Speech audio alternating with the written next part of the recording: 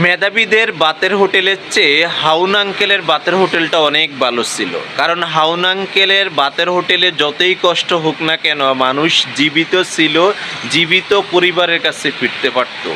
কিন্তু মেধাবীদের বাতের হোটেলে ঢুকলে আর জীবিত মানুষ থাকে না।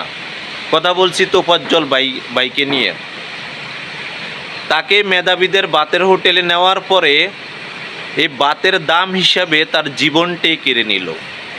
আমরা জাতি হিসাবে কতটা বড় বড় জাতি, আর কত এইভাবে মৃত্যু দেখতে হবে আমাদেরকে। কি দোষ ছিল তোফাজ্জল ভাইয়ের? সামান্য চুরির জন্য একটা মানুষকে এইভাবে মারতে পারে?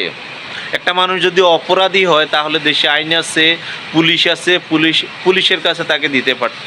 তাকে কেন এইভাবে হত্যা করছে? এই জন্য রবীন্দ্রনাথ ঠাকুর বলছে, মূর্খর দেশে কিসের আবার বিশ্ববিদ্যালয়।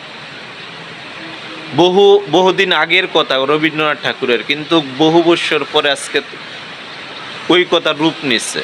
মূর্খর দেশে আবার কিসের বিশ্ববিদ্যালয়? আমরা কেমন মেধাবী ভাই, আমরা কেমন শিক্ষিত, আমাদের মধ্যে মানবতা সভ্যতা বলতে কিচ্ছু নাই। আমরা পশুর থেকে অদব। কিভাবে এইভাবে মানুষকে হত্যা করে? জাতি হিসাবে আমরা কবে সভ্য হব? আর কত এইভাবে মানুষকে এরকম মৃত্যুর মিছিল দেখতে হবে? সর্বশেষ কথা, তোফাজ্জল বাইকে যারা এইভাবে হত্যা করছে, রাষ্ট্রের সর্বোচ্চ শাস্তি দাবি করছি, যাতে করে মানুষ ভয় পায় ওদের ভবিষ্যতে আর এমন তোফাজ্জল ভাইয়ের মতন আর কাউকে মরতে না হয়। আমরা কবে মানুষ হব? আমরা জাতি হিসাবে অনেকটা বর্বর।